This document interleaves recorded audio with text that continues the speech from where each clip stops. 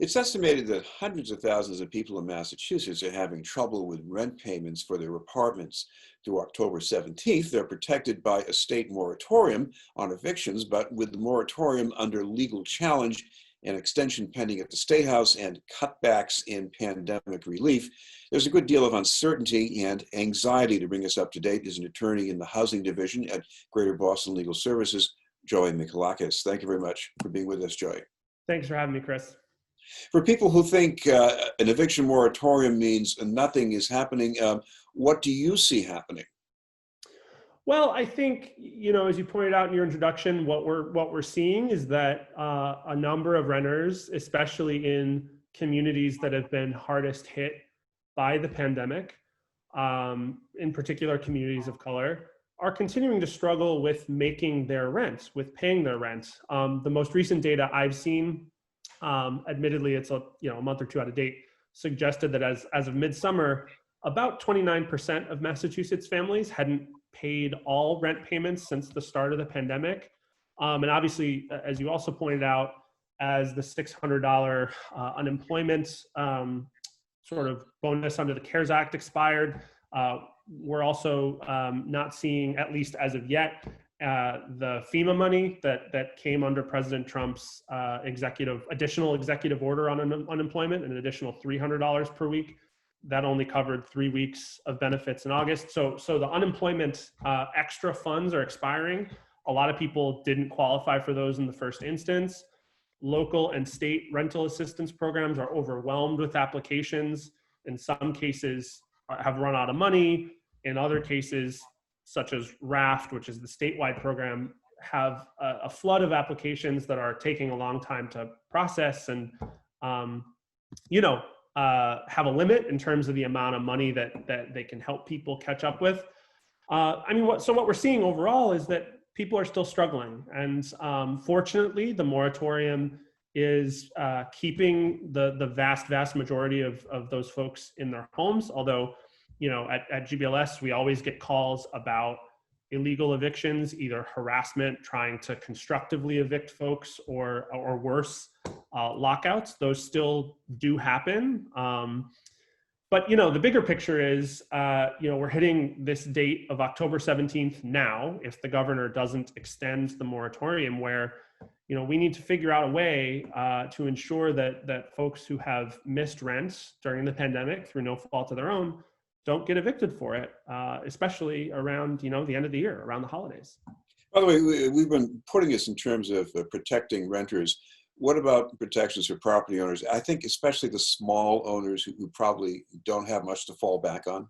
Yeah, that's a great point too. There are a lot of owner-occupant landlords, owners of single-family homes who, even though they own property, are living at the margins as well, where shocks like a pandemic, severe loss of income, including rental income, puts them at risk of foreclosure.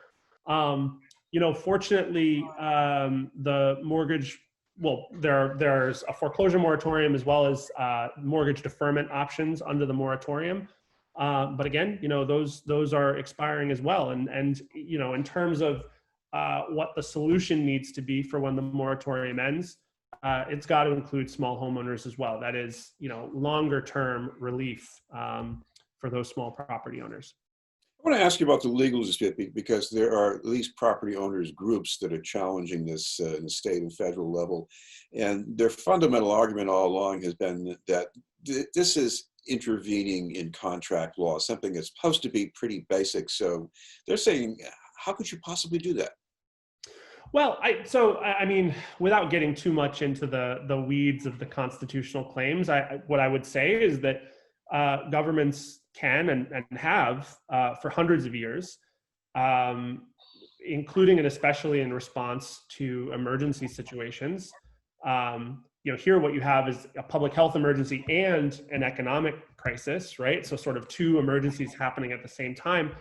Governments have for a long time been able to enact reasonable temporary regulations to try and protect the public health and get us through economic crises. And I think sort of at the legal level, in terms of what courts will say about protective laws, including, approaches like Massachusetts moratorium, which are, comprehensive, is that, look, governments do have latitude to respond in situations like these. We've seen it certainly since the New Deal, since the 30s, ever since when courts have, for the most part, deferred quite a bit to reasonable economic regulations that are designed to get people through a crisis.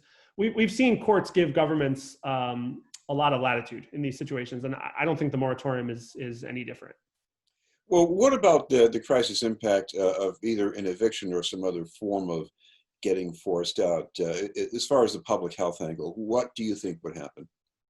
Well, I mean, I think, if you look at what the contours of the debate are in the lawsuit, right? I think what the landlords have been saying is, you can't predict there's going to be a tsunami of evictions, as though the bar for what constitutes a reasonable,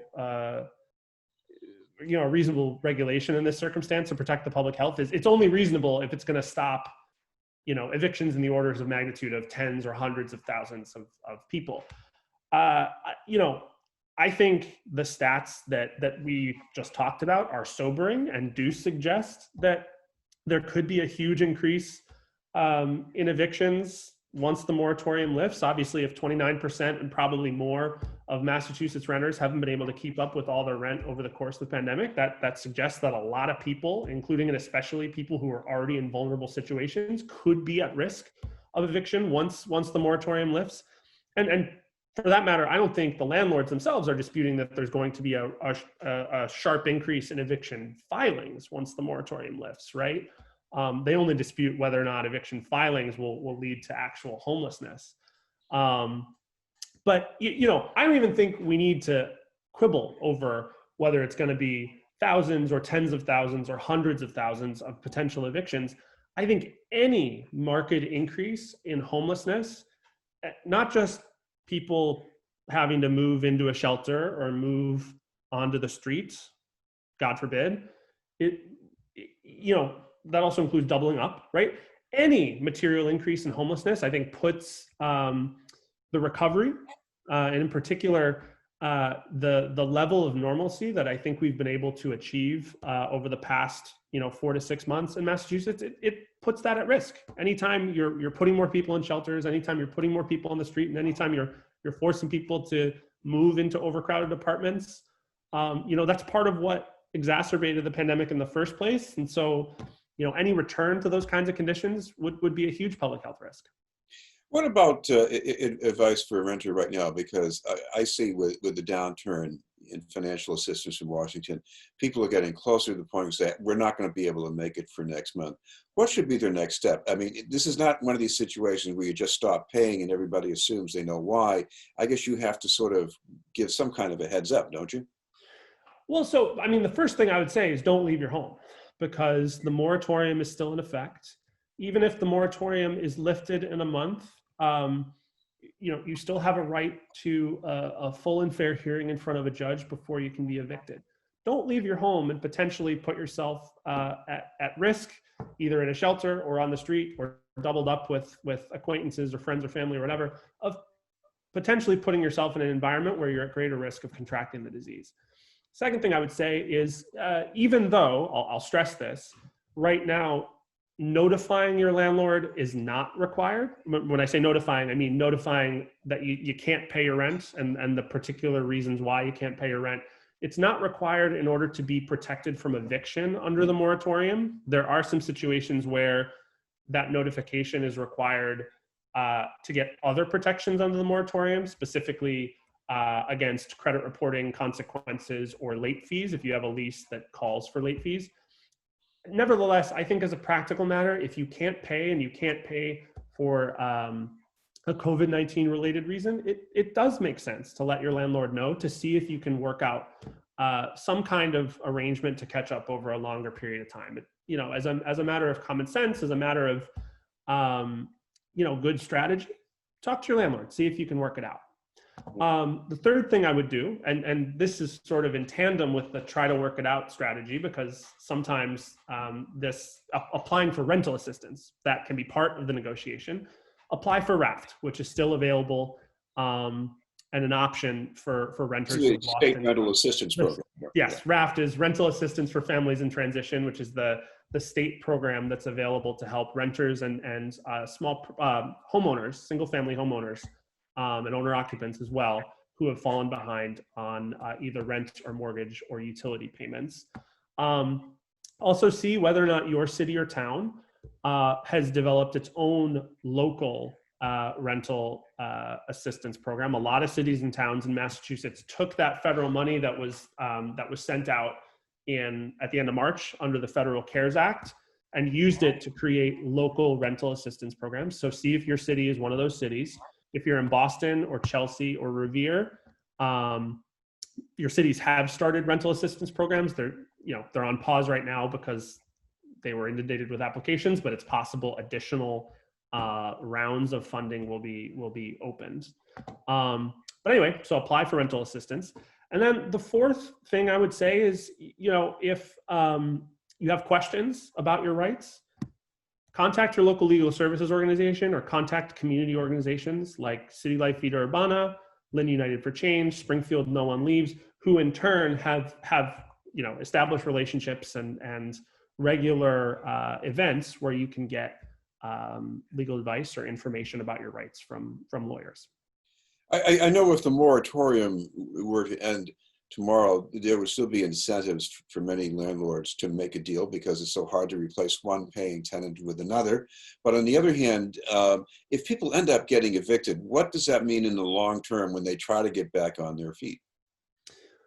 Well, there's a lot of research out there in terms of, the emotional and physical health consequences of eviction. Eviction is a traumatizing process. I think it's important to remember that in the first instance. And then in addition to that, unfortunately, as a practical matter, landlords are often reluctant to rent to folks who have an eviction record or who have even had a case filed against them, regardless of the reason, whether it was frivolous, whether or not they didn't know the money, or maybe it was a no-fault eviction where they weren't alleged to have ever done anything wrong. So, Chris, I hope that's the response that a lot of landlords have in response to this crisis, because, this is a scenario in which I think a lot of people, tens of thousands, hundreds of thousands of not just renters, as you pointed out, but also small homeowners are in the same boat. And so I hope that landlords respond to the lifting of the moratorium, just like you said, by sort of recognizing that we're all in this together and being eager to work things out with tenants who lost income, not because of anything they did, but because of a once in a century global pandemic. Finally, Joy, we should mention if people do need any help and they might be seeking that from Greater Boston Legal Services, is there a way they can get in touch? Sure. Yeah, we're fully operational. We're working mostly remotely in these times. But if you have questions about your legal rights, if you're facing one of those illegal eviction scenarios that we talked about earlier, you can always give us a call. Our direct housing hotline is 617-603-1807. And you might not get through to someone right away, but you can leave a voicemail and someone will call you back. Thank you very much for taking the time. Thanks for having me, Chris. Joy Michalakes from Greater Boston Legal Services.